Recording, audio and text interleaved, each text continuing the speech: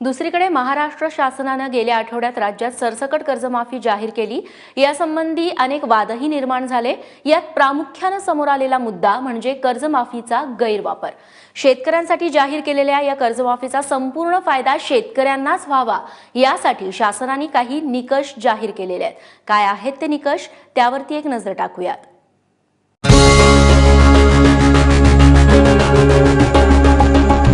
खरीप हंगामासाठी शेतकऱ्यांना तातडीने 10,000 रुपयांचं कर्ज देण्याची घोषणा राज्य सरकारने केली होती।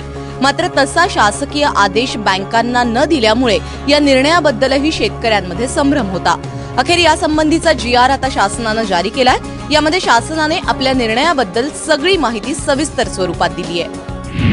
सर्व जिल्हा बँका आणि व्यापारी बँकांनी 30 जून 2016 रोजी थकबाकीदार असलेल्या सर्व शेतकऱ्यांना खरीपासाठी 10,000 रुपयांचं तातडीचं कर्ज उपलब्ध करून द्यावं। या कर्जाची हमी राज्य सरकार घेईल। शासन हमीच्या आधारावरती संबंधित बँकांनी अशा शेतकऱ्यांचं स्वतंत्र खातं उघडावं। शेतकऱ्यांना 10,000 रुपयांपर्यंत वाटप केलेलं पीक कर्ज संबंधित बँकांनी सरकारकडून कर्जमाफी 2017 पोटी रक्कम येणे बाकी असं दर्शवावं।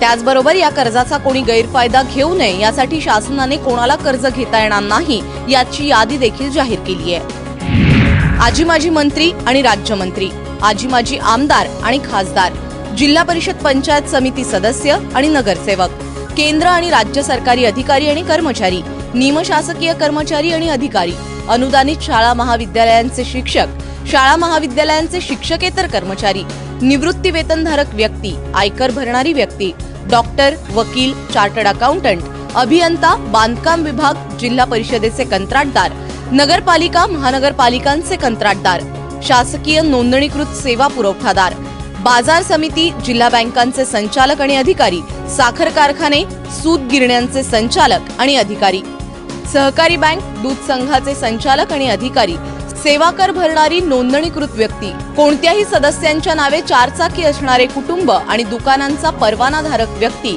यांना या कर्जाचा लाभ मिळणार नाही।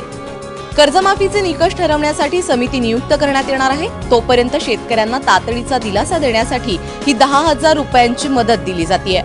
कॅबिनेट बैठकीत परिवहन मंत्री दिवाकर रावते यांनी शेतकऱ्यांना 10,000 रुपये तातडीने मदत द्यावी अशी मागणी केली होती। याला मंत्रिमंडळानं मंजुरी दिली आहे। मात्र बँकेच्या अधिकाऱ्यांशी बोलूनच हा निर्णय घेण्यात आलाय। पीक कर्जासाठी कोणती बँक टाळाटाळ करत असेल किंवा कोणत्याही प्रकारची अडचण येत असल्यास शेतकऱ्यांनी 99 23 33 33 44 या क्रमांकावरती संपर्क करावा असं आवाहन सहकार मंत्री सुभाष देशमुख यांनी केलंय। कर्ज देताना शेतकऱ्यांकडून शपथपत्रही घेतलं जाणार आहे। ब्युरो रिपोर्ट, ABP माझा।